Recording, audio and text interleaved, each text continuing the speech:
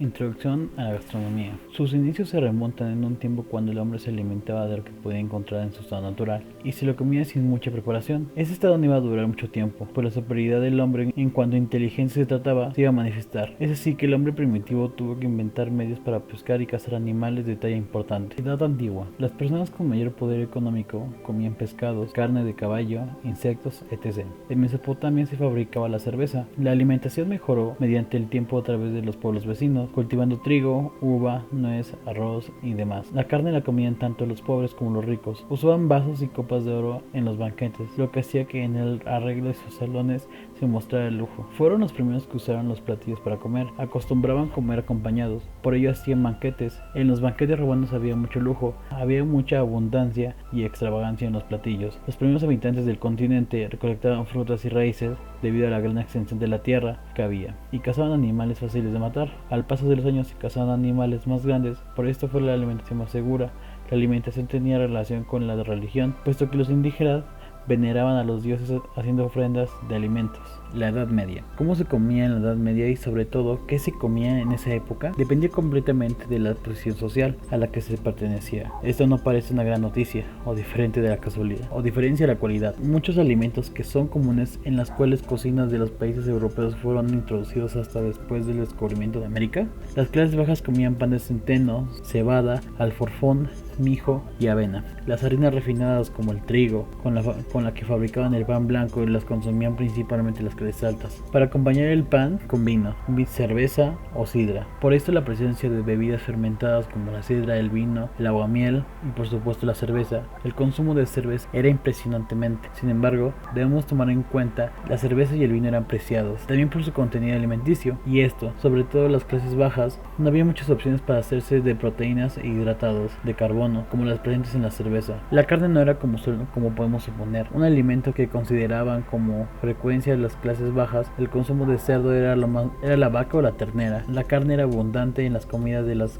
clases altas. Se les consideraban con mayor alcurnia que los platillos a base de cereales o verduras, y a la nobleza, siervos y campesinos tenían prohibido cazar. Las clases bajas comían los hígados, vísceras, patas, orejas y la sangre de los cerdos. En España ya era común la morcilla, con piñones y pasas. Por otro lado, las especies eran consideradas un lujo. Algunas solo podían ser consumidas por las clases altas, como el azafrán. La práctica medieval más común era comer 2 veces al día. En cuanto a los cuchillos se esperaban propio, era común portarlos para usos múltiples. La etiqueta también marcaba que se podían usar para hasta 3 dedos para comer, y era común compartir la escudilla y vasos con los. El consumo elevado de carnes en las clases altas causó enfermedades muy comunes en ella, como la gota, propiciada por los elevados niveles úrico. Por otro lado, las clases bajas se enfrentaban a enfermedades diversas por la falta de variedad de sus platillos o ausencia de ciertos nutrientes, como el caso de la vitamina C, y por lo que era muy común el escorbuto. Edad moderna.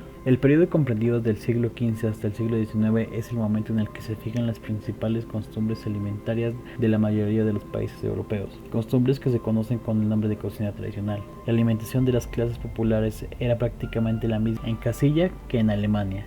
En Inglaterra que en el Piamonte, las clases aristócratas tomaban, a diferencia de las clases populares, el pan blanco de trigo. Aunque no tenemos información de todas las zonas de Europa, todas las investigaciones apuntaban a que esta comida es casi el único plato de alimentación diaria de las clases populares, y ello desde la Edad Media hasta mediados del siglo XVIII. El pueblo comía muy poca carne, y cuando lo hacía era generalmente en fiestas señaladas o en celebraciones familiares o locales. La carne que más se utilizaba era la de ave de corral o la de caza menor.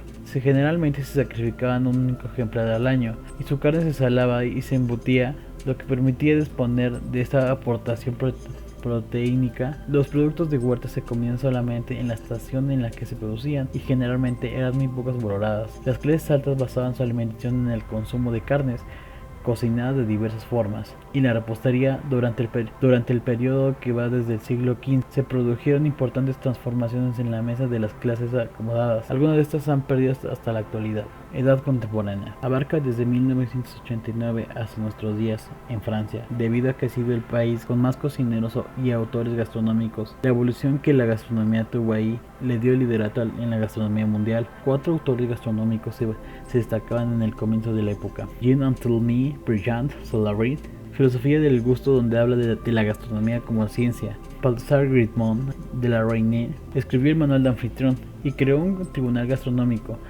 Antoine Germain, su gran arte es el arte de la cocina en el siglo XIX. Gracias a Germain, la comida fue más higiénica y los cocineros adquirieron la categoría de artista. Josué Berchot escribió el libro La gastronomía o el hombre de campo en la mesa. Gracias a esta obra se empieza a poner a la moda la palabra gastronomía en Europa. Los restaurantes. El siglo XIX marca la expansión de los restaurantes en París. Con la aportación de los restaurantes se distinguió el servicio francés La Belle Époque, el florecimiento de París a la Belle Époque. Dicha época marcó el refinado y el auge, la capital del mundo. Gracias al lujo de comidas y los buenos modales, los restaurantes en este periodo continuaban siendo los mejores del mundo. Algunos restaurantes de esta época ya desaparecieron y otros aún existen, como La Persuis. Aparecen dos personajes importantes de la gastronomía en ese tiempo, como lo son Auguste Escoffier y Prosper Montagne. Cocina clásica y regional francesa. El desarrollo de la cocina clásica se debe a que Francia había una gran variedad de productos y alimentos de mucha calidad, y la cocina que se tiene en la capital se llama la cocina clásica. De los platos más característicos de esta cocina son pata a la naranja, crepas, entre otros, y la cocina de estas distintas regiones se llaman cocina regional, donde se aprovecha la riqueza gastronómica propia de cada región. Se divide en 6 regiones: cocina del noreste, del norte, del noreste, del centro, del sureste y del suroeste. Los 3 grandes cocineros regionales son Fernand Poit, André Pic y Alexandre Domain. La nueva cocina. La Nouvelle Cuisine se originó gracias a factores como la belleza, figura delgada, la buena salud y dedicar menos tiempo a la cocina debido a otras obligaciones. En la nueva cocina se empleaban alimentos frescos de buena calidad, se usan condimentos para realzar el sabor natural de los alimentos, pero no para disfrutarlos. La comida se elabora al instante, las preparaciones son rápidas, se le da gusto a algunos alimentos, se le da consumo a algunos alimentos crudos. El servicio es menos elegante, se busca rapidez y los platos se montan en la cocina. Sus principales exponentes son Paul Bocuse, el creador de la cocina de mercado, que se caracteriza por conseguir día a día productos frescos y de calidad. Michel Gerard, quien creó la cocina de Mineur, que hace platillos bajos en calorías.